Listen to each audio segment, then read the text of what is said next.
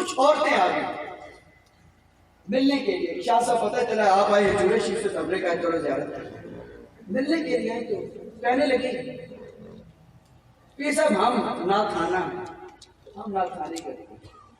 اور تو مولوی صاحب بڑا عجیب کام ہوگا ہوتا نعت خانے بھی محبہ میں بیبیاں نے چک لگے. سوچنے کی بات یہ کہ یہ جو آپ نے رسم بنا لی ہے 10ویں کے اوپر 40ویں کے اوپر سالانہ گھروں میں عورتوں کو بلا کر آپ تحبی بجوا رہے ہیں, ساؤنڈ کے اوپر ان سے نعتیں پڑھوا رہے ہیں, کیا اس کا ثواب مل رہا ہے یا گناہ مل رہا ہے؟ یہ غیر شرعی سلسلے شروع ہو گئے ہیں. عورت کی آواز اس انداز سے باہر جائے یہ تو حرام ہے. عورت کو بلند آواز سے قرآن شریف بھی پڑھ نہیں سکتی کہ اس کی آواز گھر سے باہر جائے.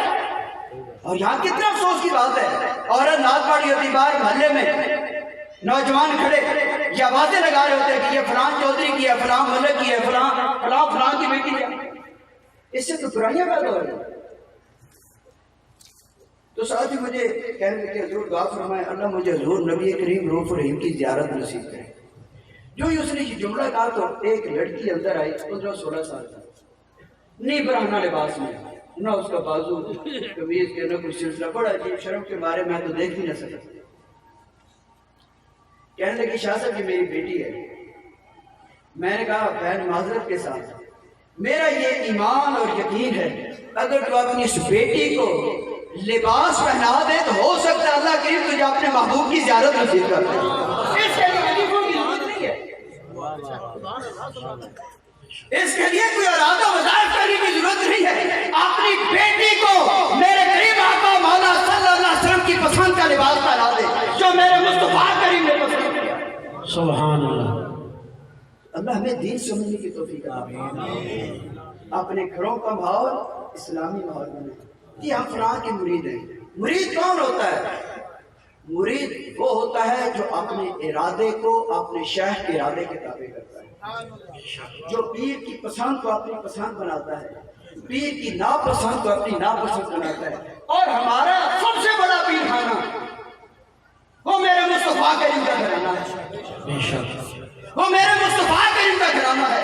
آقا علیہ السلام کی ازواج پاک, آپ کی اولاد پاک, یہ ہمارے لیے سب سے بڑا پیر خانہ ہے. اس کے لیے ہمیں ان سے رہنمائی لینی چاہیے کہ ہماری بہن کا, ہماری بیٹی کا, ہماری بیوی کا لباس کیسا ہونا چاہیے. ہماری بہن گھر سے باہر نکلے تو کس انداز سے نکلے.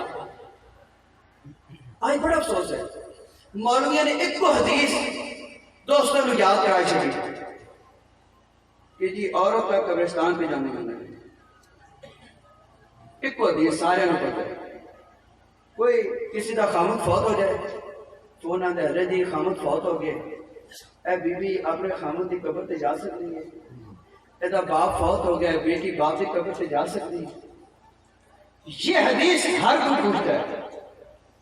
کبھی کسی نے یہ نہیں پوچھا کہ حضور میری بیٹی 20 سالہ ہو گئی ہے, ہم سے پوچھے بجائے بازار میں جاتی ہے وہاں سے کپڑے خرید کر لا رہی ہے, جوتے خرید کر لا رہی ہے, کیا یہ شرم جائز ہے؟ کیا یہ شرم جائز ہے؟ قبرستان جانے کے لیے تو ہم دلیلیں پوچھ رہے ہیں, بازار جانے کے لیے دلیل کیوں نہیں پوچھ رہے؟ میں نے کبھی نہیں سنا کہ کسی قبرستان میں کوئی بیٹی گئی ہو تو قبر سے کوئی اٹھ کر مردہ کھڑا ہو گیا ہو, اس نے اپنی بیٹی کا استقبال کیا ہو, بہن کا استقبال کیا ہو. لیکن بازار میں جانے کے بڑے بڑے واقعات ملتے ہیں. قبرستان میں بھی جائے تو محرم کے ساتھ جائے, بازار میں بھی جائے تو محرم کے ساتھ جائے. بازار میں جانے کے لیے محرم کو تلاش کیوں نہیں کرتے؟ اللہ یہ میں بنیادی ضروری باتیں جو آپ کو سمجھانا چاہتا تھا, وقت نہیں, بہت زیادہ میں نے آپ کا وقت لے لیا.